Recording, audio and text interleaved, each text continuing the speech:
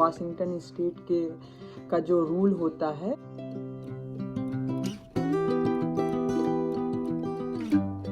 Hello friends, नमस्कार। आप सब कैसे हो? सब बढ़िया है?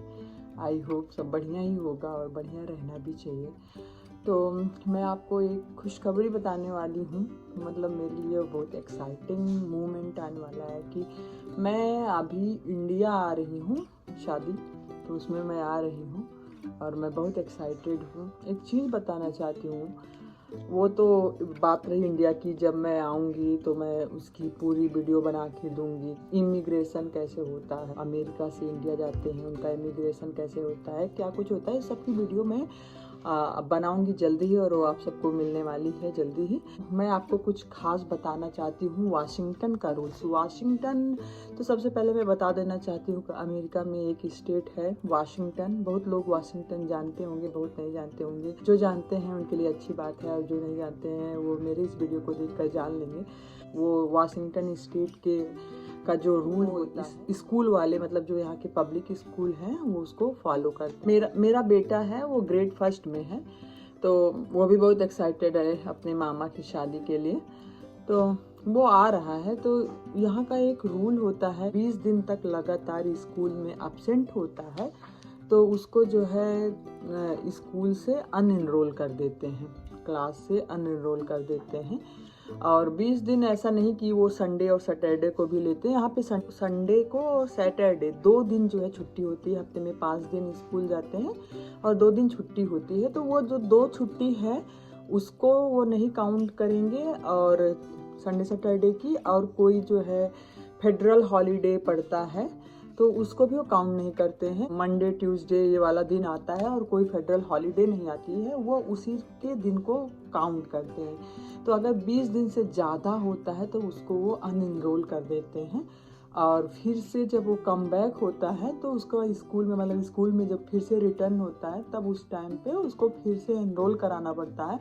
और एनरोल कराने के लिए जैसे कि वो देखते हैं प्रूफ ऑफ एड्रेस। उनका मतलब ऐसा मानना होता है कि 20 दिन के बाद आप कहीं भी मतलब आए हो, 20 दिन के बाद आप उसी एड्रेस पे आए हो जिस एड्रेस से आपका एनरोलमेंट हुआ था, तो प्रूफ ऑफ रेजिडेंसी मांगते हैं और आसानी से तब एनरोलमेंट हो जाता है। तो और एक खास चीज़ है, जैसे यहाँ पे जो स्कूल होता है, जैसे अपने यहाँ इंडिया में 20 मई के बाद स्कूल बंद हो जाता है और जून में मतलब छुट्टी रहती है, जुलाई में स्कूल खुलता है, और कुछ स्कूल जो है लास्ट जून में खुल जाते हैं।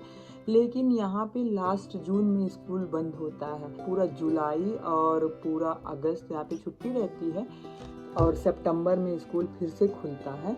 तो मैं जो है मई में जा रही हूँ और मैं जून में वापस आऊँगी। तो मई में वो 1 महीने तक स्कूल नहीं ज्वाइन कर पाएगा, और जून में भी कुछ दिन तक नहीं ज्वाइन कर पाएगा, फिर आने के बाद फिर से ज्वाइन करेगा। फिर कोई, मुझे नहीं लग रहा है कि कोई जून लास्ट में मतलब एकदम एडमिशन कराएगा। जस्ट 10-15 दिन का स्कूल बचा रहेगा।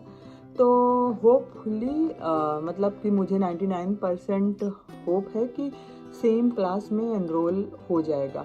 लेकिन जैसे कि कोई अक्टूबर नवंबर या मिड ईयर में जाता है तो समझ लीजिए उसका 80% चांस रहता है कि उसका उसी क्लास में एनरोल हो। 20% चांस होता है कि वो उस क्लास में वो सेम क्लास टीचर वो नहीं पाएगा। क्योंकि क्या होता है कि जैसे कोई मूव हुआ 20 डेज के बाद अगर उस बच्चे को अनएनरोल कर दें, यहाँ पे सीट जैसे रहती है कि कुछ स्पॉट रहते हैं कि इतने ही बच्चे एक क्लासरूम में रहेंगे।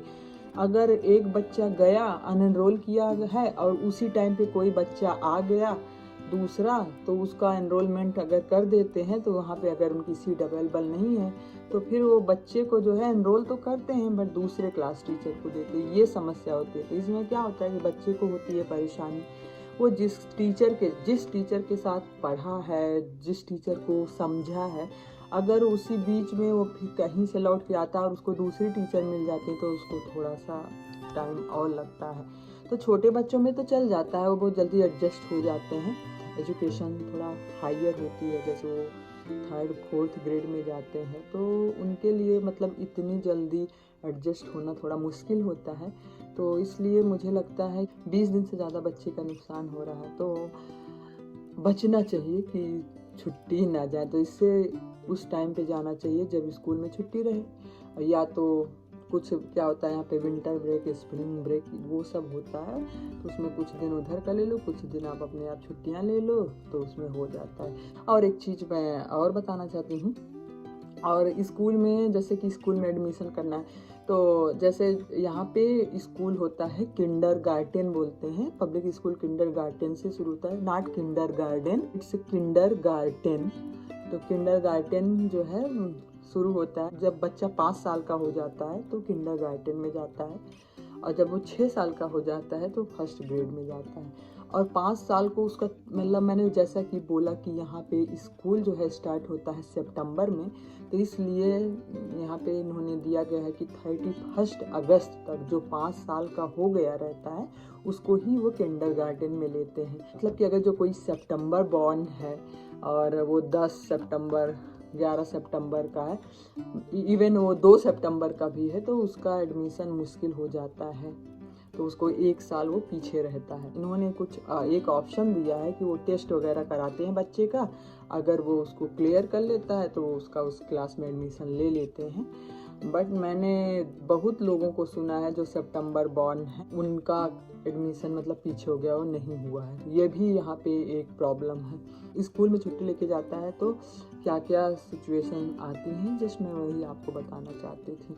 तो मैंने अपनी वीडियो में वो सारा चीज़ डिस्क्राइब कर दिया है कि अगर कोई मिड स्कूल में मतलब स्कूल के टाइम पे जाता है तो क्या क्या होता है। तो मैं अपनी वीडियो को बंद कर रही हूँ। आई होप कि ये जानकारी आपको अच्छी लगी होगी, और काफ़ी हद तक कुछ लोगों को तो चलो ठीक है, जिसको यहाँ नहीं आना है लेकिन नॉलेज रहना चाहिए, मतलब जैसे कि लोग बुक पढ़ना प्रेफर करते हैं कि बुक जो है नॉलेज के लिए होती है, इसलिए बुक को पढ़ना चाहिए। इसी तरह मुझे लग रहा है कि मेरी ये वीडियो भी नॉलेजेबल है, तो लोगों को नॉलेज होगी कि वहाँ पे क्या होता है। इस वीडियो के थ्रू आपको नॉलेज मिल जाएगी। और कुछ लोग जिसको यूनाइटेड स्टेट आना होगा और वाशिंगटन में आना होगा, तो उनको पता चल जाएगा कि हाँ क्या रूल होता है।